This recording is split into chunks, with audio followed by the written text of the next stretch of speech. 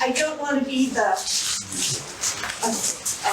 authority, but I'm just going to, my housekeeping is, please be careful of your surroundings, because you are all standing and sitting in the original foundation, and this is 1814. So unless somebody has the recipe for the mortar, we have to be super careful. So that's all my housekeeping. Or if you have to go to the bathroom, the porta potties are up there. Just so you know. My name is Tracy. Some of you may know me from being here previously. I've been here for quite a while.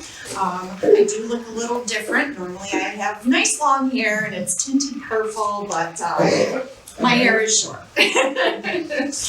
But anyway, thank you guys for coming. I look forward to this day every year because to me, March 31st, not only is it our wonderful Hydesville Day, but it's also the opening of the property. And it's a sign of spring because we will start seeing more and more visitors to the property, which is incredible. So I thank you guys for coming today and supporting this beautiful place, and I hope you keep coming because this is a special place, especially in the summer. It's much nicer in the summer. I'm going to give you just a little bit of history. I could go on and on for about probably 4 to 6 hours talking about the Fox family and the sisters and the property and everything, but I'm just going to kind of stick to the basics. I hope that most of you do know the story of this property. Most of people around here don't know how Hydesville got its name, but we were founded by a gentleman. His name was Dr. Henry Hyde. He actually came here from Vermont, and yes, he was a doctor. He thought he was going to come here and practice medicine. But when he realized how scarce the population was, he came up with a plan B. And his plan B was to build a tavern. And the tavern was located across the road. And that was a great success. But thankfully, with the money that he earned from building his tavern and operating the tavern, he was able to buy up all of the land in the surrounding area. And it became a small hamlet, and it was wonderfully named Hydesville. He went on to buy and build little homes on some of the properties that he had, and this one became the most famous of his properties. The cottage was built, like I said, 1814. And he rented the cottage out to many families. One of the first families that we became aware of that lived here was the Bell family. Mr. and Mrs. Bell lived here. They had a young girl by the name of Lucretia, who her parents lived in the village. Because the schoolhouse was up the road, she needed to go to school. So it was determined that she would stay here with the Bell family. And Monday through Friday, she would help out with chores, whatever they needed her to do, and then go to school. On the weekends, she would go back into the village and see her parents. It was a really good way of getting an education. So we have the Bell family living here, and one day, a peddler, very common in the 1800s, stopped in for some in-home shopping. He was greeted at the door by Mrs. Bell in a very friendly and familiar way. He came in, showed them some of the things that he had in his pack, and Lucretia, not having any money, asked him if he would stop at her family's home within the next few days so that her father could purchase some of the dress that she had picked out. And he agreed. For whatever reason, Mrs. Bell decided that midweek, Lucretia was going to go home. She no longer needed her services, and she was going to take her home, and they left Mr. Bell and the peddler behind. Now, Now, within a few days' time, Mrs. Bell did come back to the Pulver residence, and she did ask Lucretia to come back and stay with them again, and she agreed. On the way back to the cottage, Mrs. Bell was just very chatty and was talking up a storm about these wonderful things that the peddler had left and that they had purchased from him. Lucretia was pretty upset because, as she told Mrs. Bell, well, you know, the peddler never showed up at my father's home, and I never got the things that I wanted. It was later that night that Lucretia had come into the cellar where we are all sitting, and she fell into a large hole. She started screaming, and Mrs. Bell came down and asked her what was wrong, and she said, I fell into this large hole. And Mrs. Bell said, oh, must be the rats have been digging in the cellar. And so she asked her husband to bring in some fill, some dirt, some field stones, and fill in the area where the hole was. It was later that night that Lucretia would start to hear some noises. And when she would talk to Mr. and Mrs. Bell about it, they would just kind of poo-poo it away and tell her that it was a bad dream or she was imagining it. It became quite a recent occurrence that it was happening almost on a nightly basis. They were hearing these rapping noises. And after a while, it started to wear on Lucretia. She actually asked her mother if she could come home early. She didn't want to stay anymore. And the Bells' health started to decline a little bit. And so after Lucretia left, they were here for a little while longer, but then eventually they left the house as well. They actually moved to Loch Berlin. After the Bell family was here, we had the Weekman family here. Michael Weekman and his wife had 2 children. They also had a hired girl that came and stayed with them to help out. And they too, after a while, started hearing the rapping noises. Now, the girls were very young and they would cry out at night because they were afraid. They were feeling cold sensations over their bodies. Furniture was being shaken, and not really knowing what to do or what to think of it, the Weekman family moved out. And once they moved out, they basically, out of sight, out of mind, it was dismissed. In December of 1847, the Fox family moved in. And at the time, the Fox family consisted of John and Margaret. You can see them over there on the board. And their 2 daughters, Margaretta, or Maggie, and Catherine, also known as Kate. And they moved in here, and Mrs. Fox, when she walked through the door, said, I believe this house is haunted. They started hearing the raps almost immediately. We fast forward a little bit here to March 31st. The raps have been going on from December to March. March 31st, Mrs. Fox tells the children, we're gonna go to bed early tonight. Everybody was tired, everybody was worn out. And if we hear those noises, we are not even going to address it. We're not gonna think about it, talk about it, we're just gonna ignore it.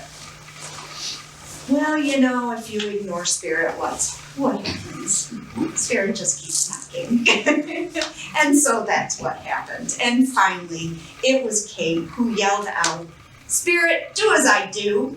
And she snapped her fingers, making 3 noises. And the rapping noises repeated 3 noises. Okay, wow. Now we have Maggie. Maggie's not going to be outdone by her little sister, and she says, Spirit, do as I do. And she claps her hands 3 times, but she doesn't make any sound. And they hear 3 raps in response. And Maggie says, oh, Mother, look, they can hear as well as see. And there it was. Mrs. Fox, I'm sure the whole family was thinking, what did we just do? Oh my goodness, what did we just do? Because back in the 1800s, the Fox family was they were Methodists. They were very devout. They attended church. They were part of the church community. And, at first Mrs. Fox was thinking, this can't be good.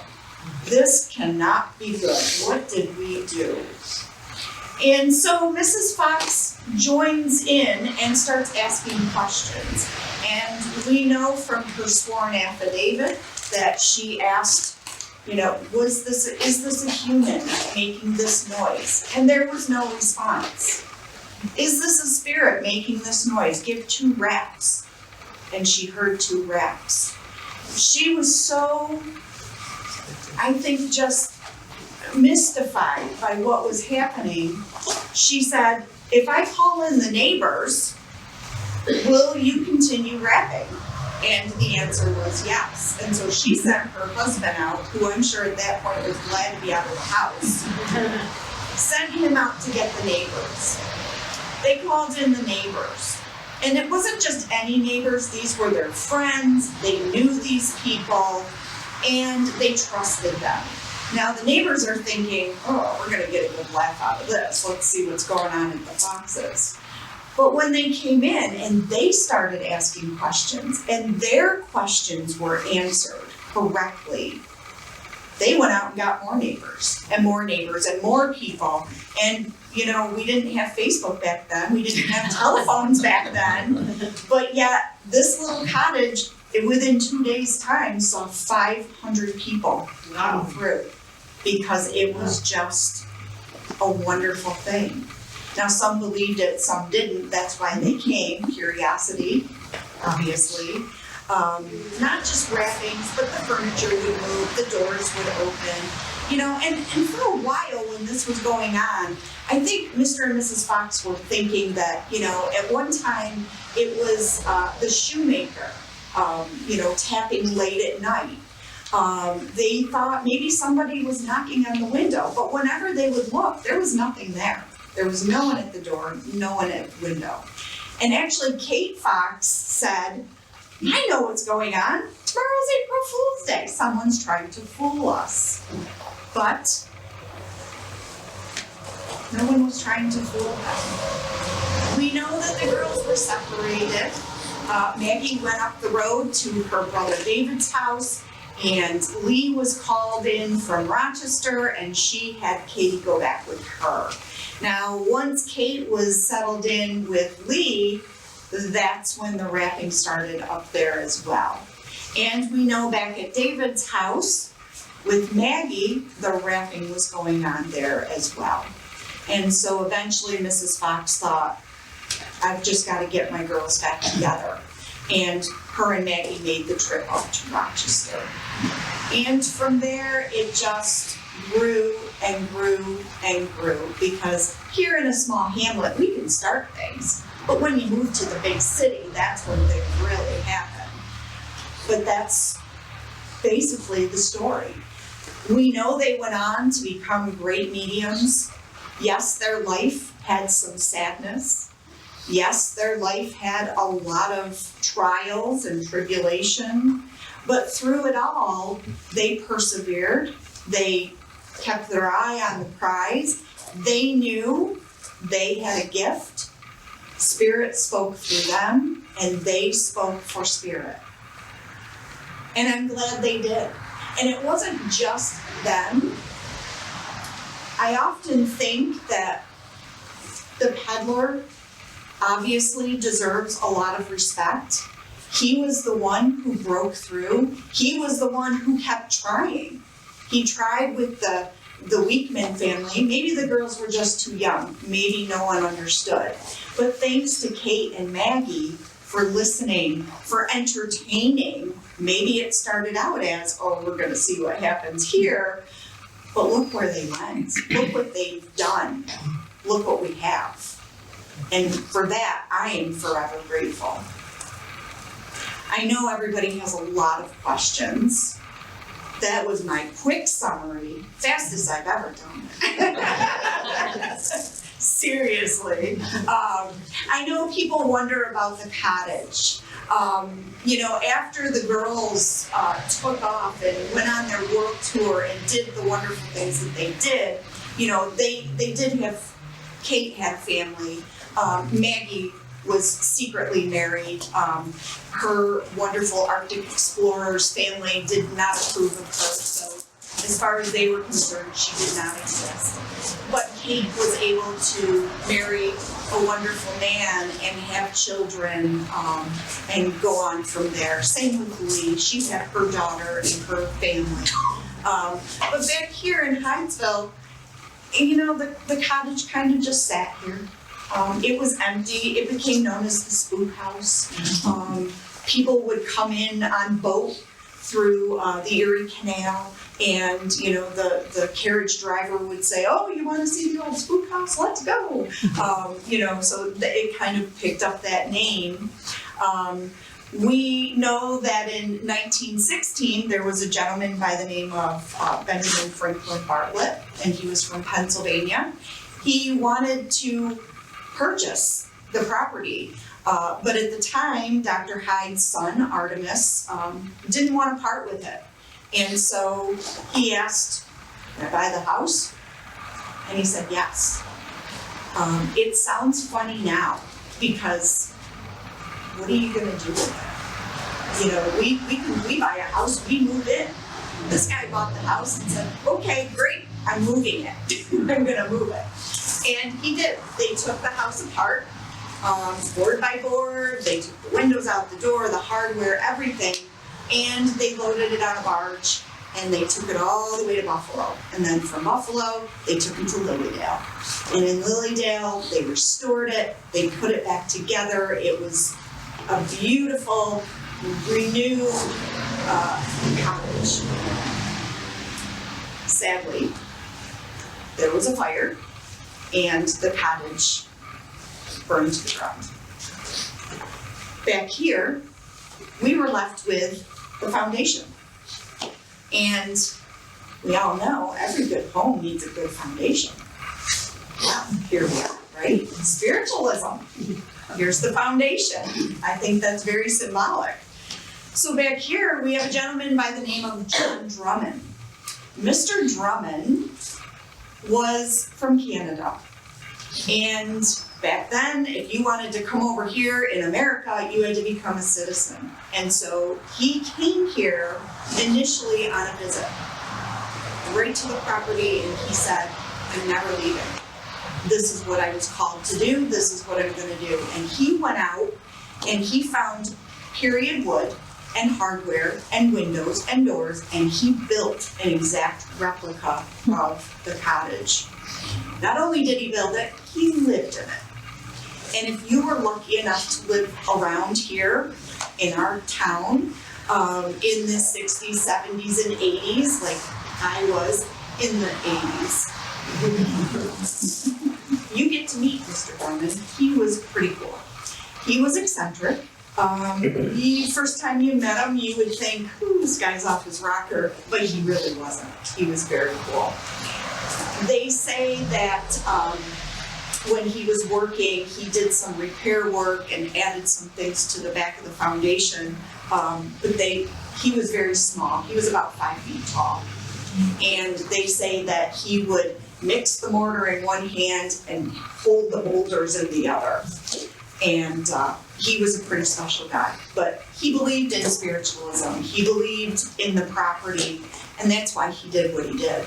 His door was always open. It didn't matter what time you came here. You could come at 5 in the morning. You could come at 2 in the morning, and he would welcome you into his home.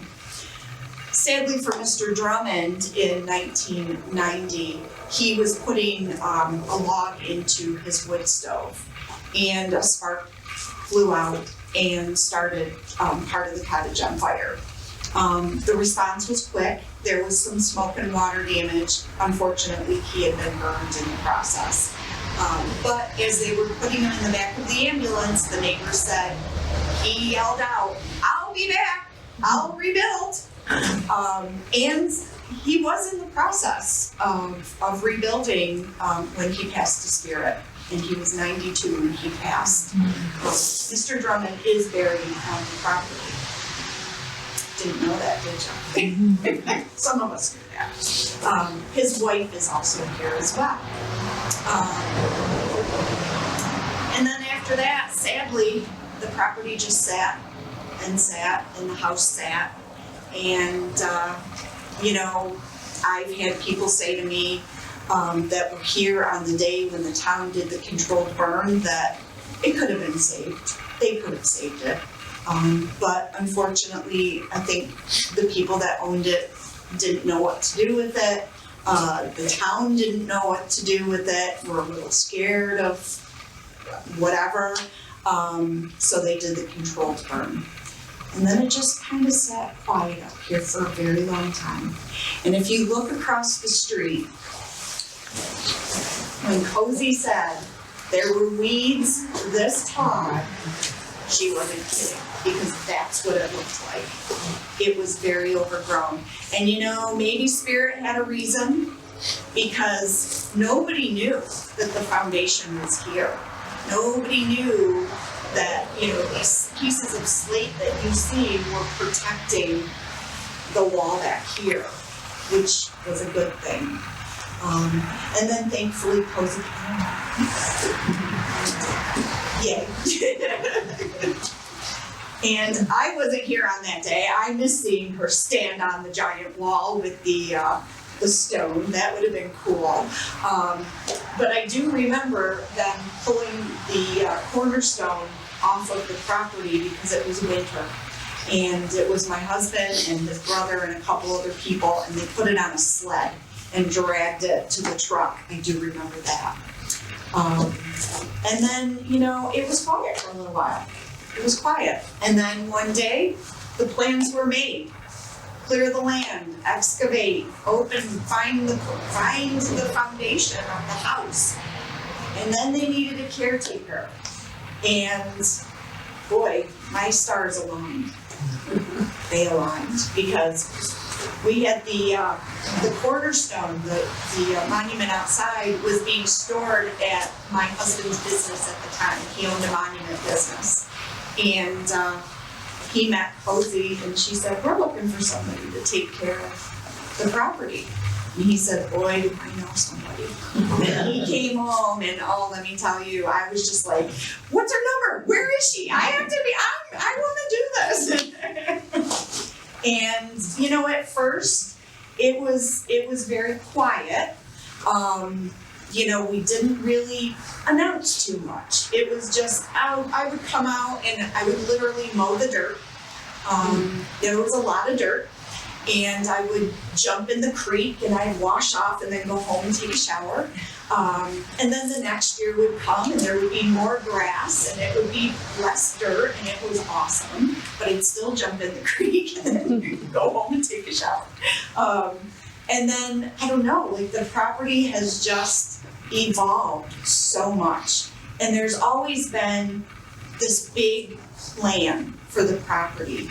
And I can't tell you how amazing it is to see it develop over so many years. And then all of a sudden, you know, the village is more involved and people are coming out and the word gets spread and, you know, it's not this mysterious, scary place that we don't know anything about.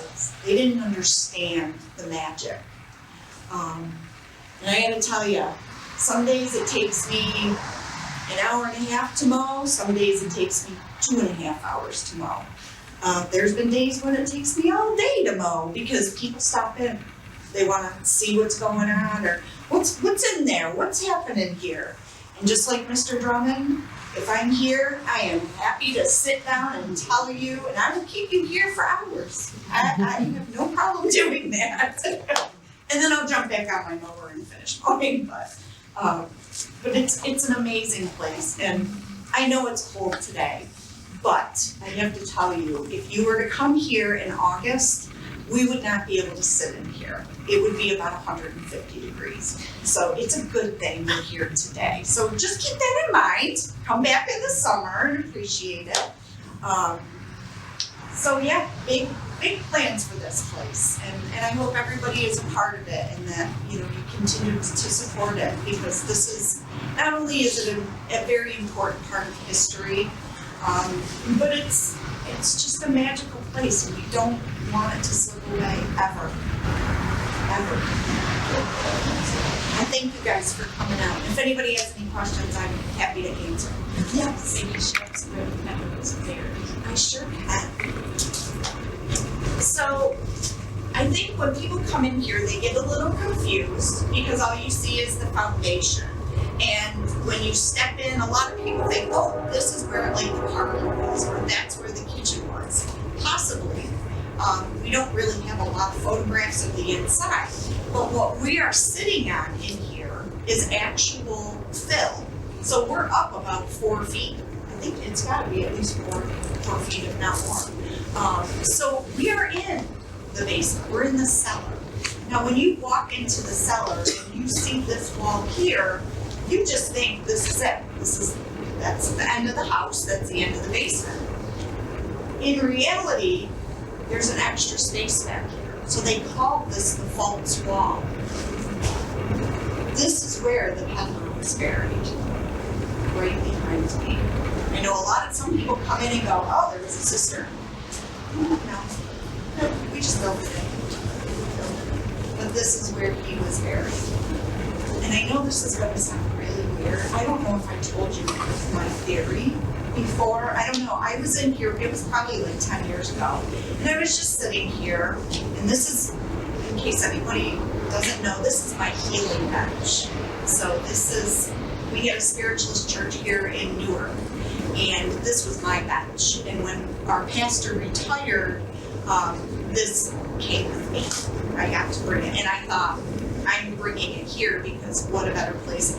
Don't mind the trains or, the noise going through, but when you zone in, you don't hear it. So I was in here one day and I was just sitting here and I got to thinking, I know what the peddler told the Fox family, that, he had been murdered by Mr. Bell, so to speak. We don't know for sure, but we can assume. And that his throat had been slit. But what if he didn't die right away? What if he got buried in that wall and wanted to get out or let someone know he was there? What if he picked up a rock? And I thought, is that why it's red? Could he have been grabbing to let someone know I'm here? And then it manifested itself. That's just my theory. I don't know. Maybe someday he'll tell us. I don't know. But it was just one of those things where you've done something 1,000 times, and all of a sudden I was like, what if? What if? And it was just a strange feeling. I've had strange things happen in here, I have to tell you. The girls, I've heard Kate and Maggie laughing. I've heard crying. I have asked them for help when I've had weird green rooty things fly or grow up in the middle of 4 feet of fill. And I've walked in here and said, all right, girls, you gotta help me out here. Help me out. And then they're gone.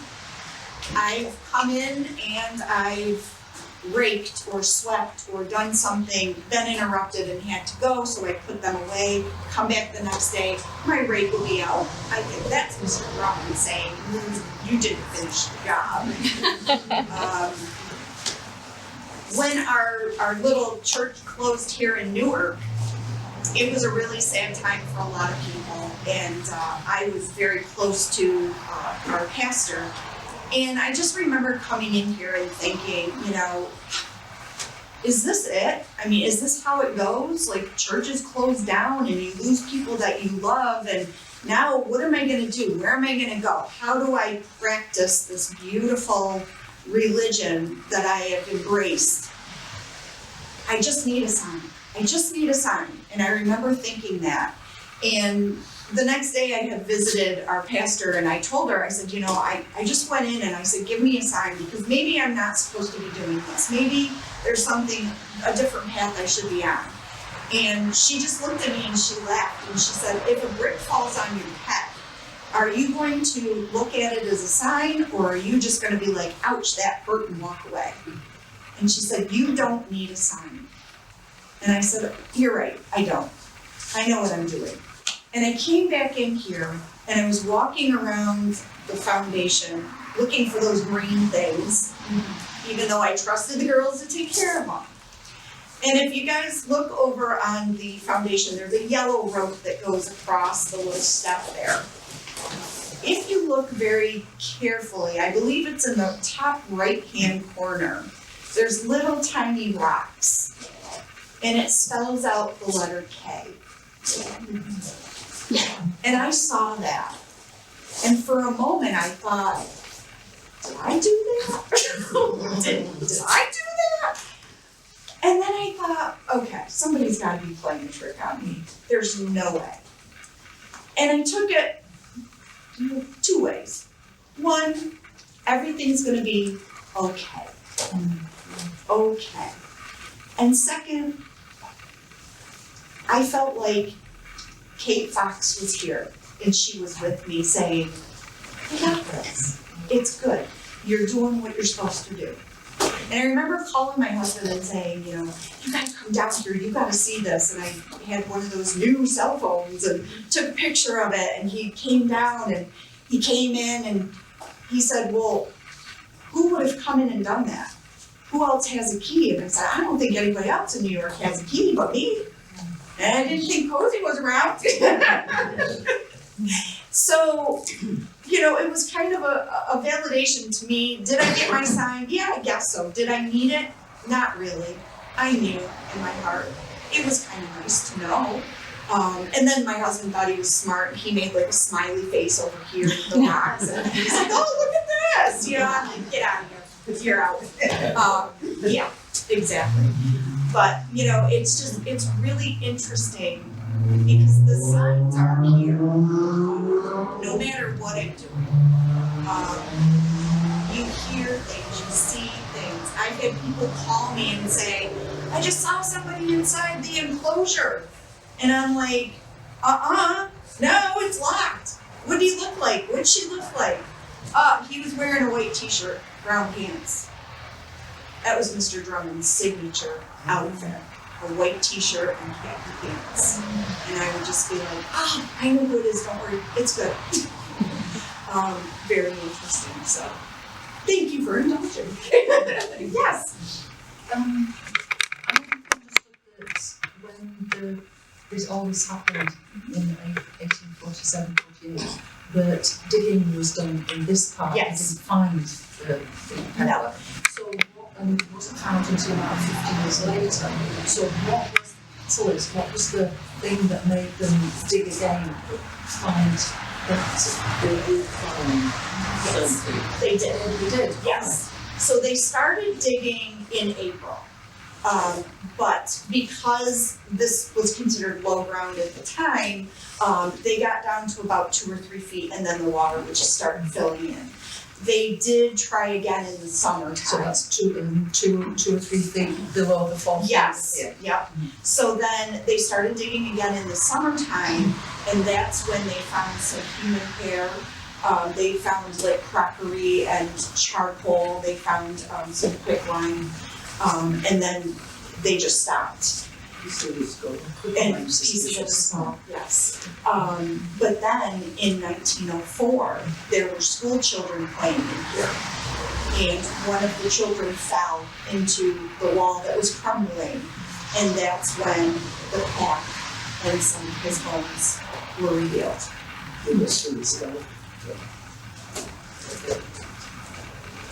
Yes. I have to say, myself, people of us from the Louisiana Church, came here about 4 years ago in the summer. Elijah was it was hot, like you said. And while you were giving your talk, I remember hearing a fairly loud rap come from up in that corner. And that was just a sound. Yep. You hear it that very often, and, you know, it sounds like somebody's tapping on the window or tossing a rock. Yeah, I mean, sometimes I can come in here and it's very quiet. It's, you know, there's really nothing. And then other times you hear the laughter, you know, you just feel like, ooh, something magical happened here. This is wonderful. I don't know, there's just something about this place, and honestly, I turned 55 on March 28th. I'm an Aries, and I love it. Thank you. I always say I can't drive 55. I am 55. You know, there was just something about this place. And I was telling people earlier, most teenage girls, we would skip school and we'd go to the mall. Not me and my girlfriend. Nope, my best friend. Her name was Tracy too. And we would come. And if we got to see Mr. Drummond, then that was a cool day. Because he was just an amazing person, and if you just listened to him, he knew a lot of things about a lot of things, and you knew he loved religion. It wasn't just spiritualism, he loved all religions, and felt that they all needed to be celebrated, but his specialty was spiritualism and the Fox Sisters, and he was amazing. But this is where we came. And even when I got older and I have a family and the place, you know, it was a mess, I always came here.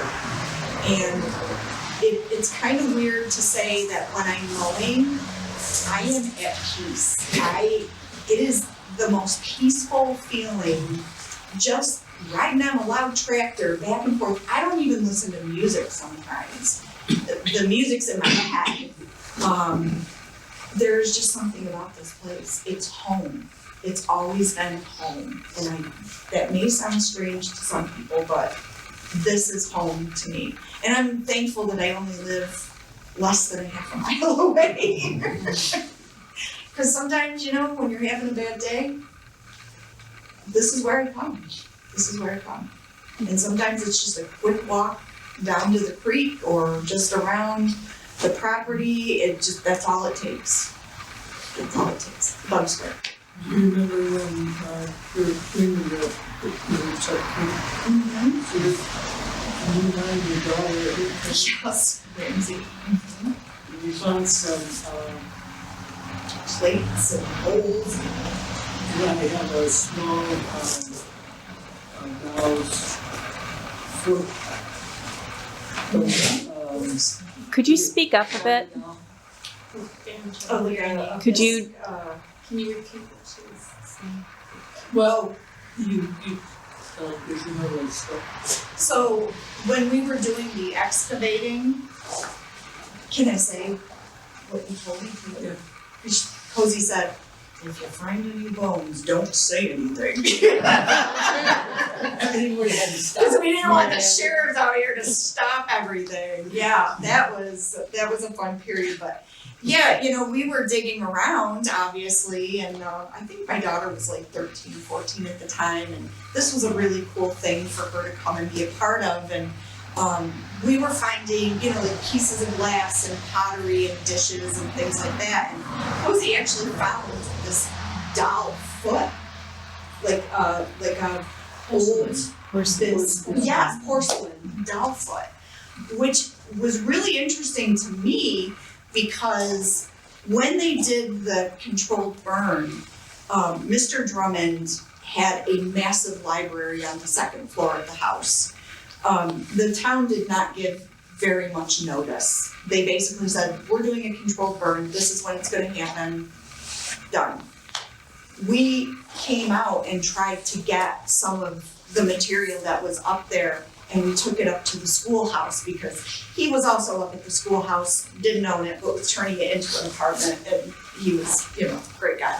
But while we were up there, we found this round doll head that looked like it was made out of a rock. Where it is today, I have no clue. I know where the materials are. They're actually behind a chimney in a house I used to live in, and I have to work up the courage to go ask these people, like, would you mind if I just went upstairs for a minute to see if this was still here? Is it the same place the book is at? Yes, the book, yes, so, but yeah, I mean, we found some very interesting things. I actually found a skeleton key that I believe was the key to the front door. It just mysteriously, popped out one day when we were doing some excavating out front. I was digging in the flower bed and around the well. One of the other things that we have, we know that the original house was moved to Lilydale, and then there was the fire, and none of the house survived. Well, I am happy to tell you guys that, yes, one board from the house, the original house, has survived. And it was because of two young girls who actually lived on my road, on Sand Hill Road. They were probably 11 and 13 at the time. This was 1916. They heard that the old spook house was being taken apart, and they rode their bikes down here. And one of the girls took a board from the house, the pile, and they took it home, they wrapped it up, they wrote a note on the back that said, "From the house in Hydesville, 1916, and put it away." And they grew up, they got married, they lived on our road. When they passed away, their great niece was going through this dresser that had gone through the family. And she found this bundle and she unwrapped it, she saw the note, she saw the board, and she called me. And she said, "I have something that belongs to you." Oh, And she brought it here, and it's here. It is here. So, hi, Sue.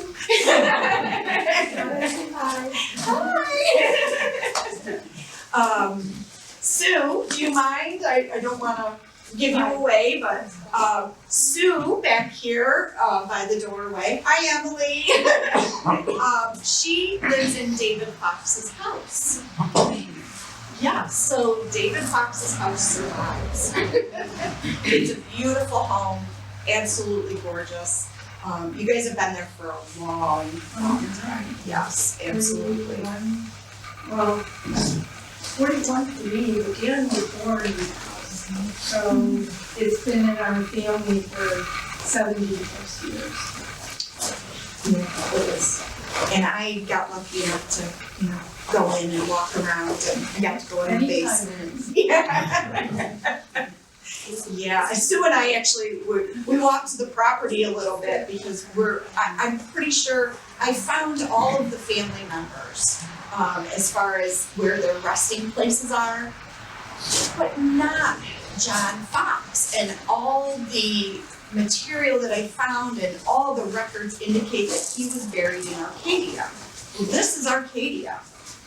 I think he was buried on the property because that's where his home was, down at the bottom by the road, because he built his house on David's property. So I think he's out there somewhere. We just don't know where, but when he's ready, he'll let us know and we'll say hello. Yes.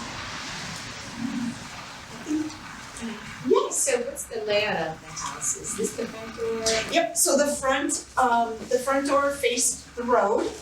If you look at the dollhouse is a really close, a very close, little mock-up of the original house. So, What's the way you would think that? Dale Wright. Yes. She made the dollhouse. Yeah, it's really cute. Now this back part here, that was added by Mr. Drummond. He did that. Yeah, it was a surprise. So the house ended here then? Yeah, it would have been closed off. I think he wanted easy access to the basement, and that's why he built. There was also a side door that he had put on, because I remember we would come in through the side.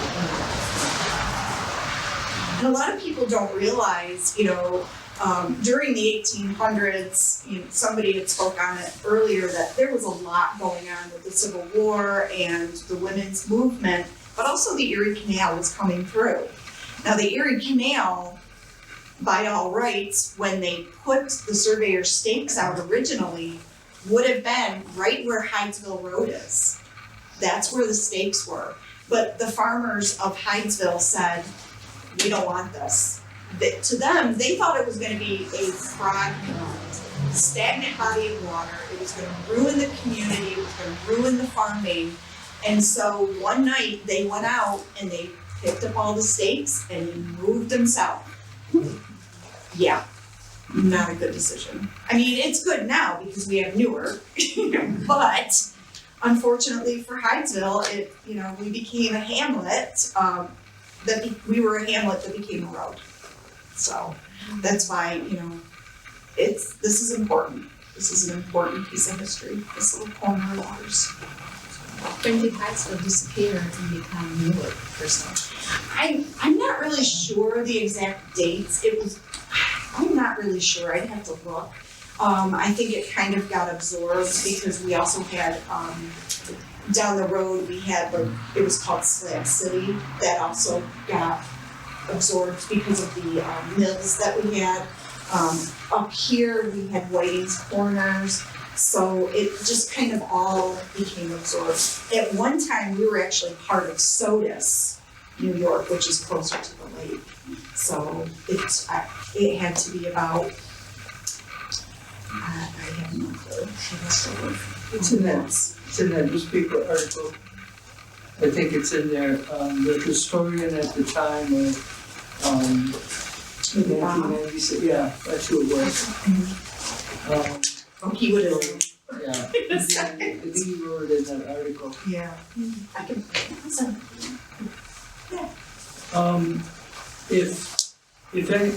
When the cottage original cottage was moved to Lilydale, there eventually was a medium that lived there, her name was Flo Cantrell, and she was a rapping medium.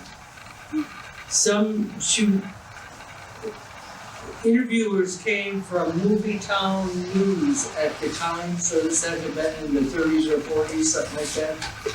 They came to interview her, and you can find that Movie Town News interview. That would be awesome, let me know. We had a lot of movie people come out. They did a play, does anybody remember the play, The House in Hydesville? There was a production team that came out, and the night that it debuted up in Rochester, all the lights on the outside blew. Every single light bulb blew. And I remember coming down here and hearing like this sad weeping noise, and I thought, what is going on? And my husband and I had gone up to see the play because I was curious. And it was really dark. I mean, they started to tell the story, but it was just so dark and gloomy. And at the end of it, they show one of the Fox sisters with her hands behind her back and an apple on a string, dropping it on the floor. And at the very end, the play is over and we're just sitting there, and my husband, God love him, stands up and says, if you want to know the real story, ask my wife, she's the caretaker. And I just saw it, I was just like, oh my gosh. Because at that time, I was still like, shh, no. But then, it gets to be the point where, you realize how important this place is and how important our history is. And, everybody, if you didn't notice, we do have a historical marker out front. When I joined the Historical Society in Newark, Chris Davis is the director, and he was wonderful. And Dave Stiles was the president at the time, and they were amazing because they said, pick 5 places where we want historical markers. And they all looked at me, and I was like, please. And poor Dave was like, yeah, we're gonna do this. And it had to be very specific. and it couldn't be suggestive. You had to use facts and, all this other stuff, and only so many characters and so many lines, and I thought, how am I gonna do this? I can't even do a talk in an hour, let alone, 15 lines on a sign.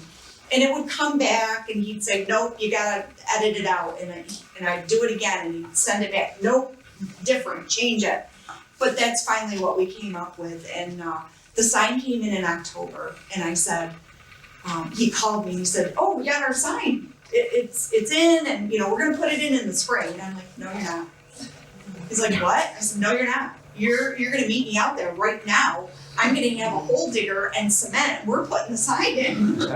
And you know what? He's a great guy, and he was like, okay. And he came out, and we dug the hole, and he did the cement, and we put the sign up, and I was just like, you have no idea how much this means, not only to me, but to everybody. There's no more hiding, there's no more darkness, this is light and this is good, and these women needed to be recognized, and we are, so, yeah.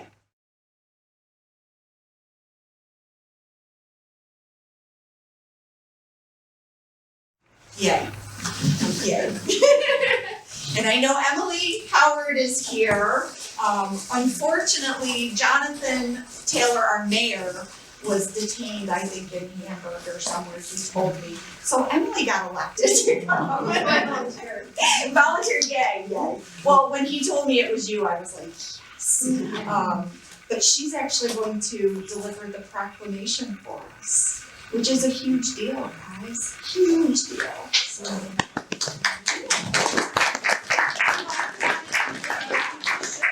And I'm pleased to be here today to deliver this proclamation from the Village of Newark.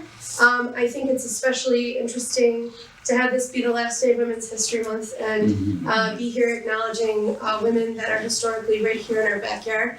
I grew up here in Newark, and I remember learning about Fox Sisters in 4th grade. And I'm a school teacher now, and we actually talked about it in our English class in high school as well. I think it's an important part. I think it's fascinating that we are surrounded by so much history right here in this area in New York State. So I am pleased and happy to be here to deliver this proclamation. So on behalf of the Village of Newark, whereas on March 31st, 1848, 2 young girls by the name of Margaretta, Maggie, and Catherine Kate Fox communicated with the spirit of a peddler buried in the walls of this property of 1510 Hydesville Road. This became known as the advent of modern spiritualism. Spiritualists from all over the world traveled to this site to celebrate modern spiritualism on this day, known as Hydesville Day. Now, therefore, be it resolved that on this day, March 31st, 2023, and every March 31 thereafter, be proclaimed as Hydesville Day by the Village of Newark. And that's signed by our mayor, Jonathan Taylor.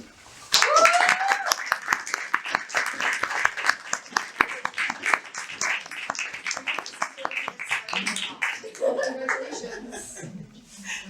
Yes. Thank you for having me. Thank you so much, Emily. Of course. Thank you. Thank you. That's what I think I can listen to. Yeah. I know, this is huge, this is what we wanted. This is a big dream. This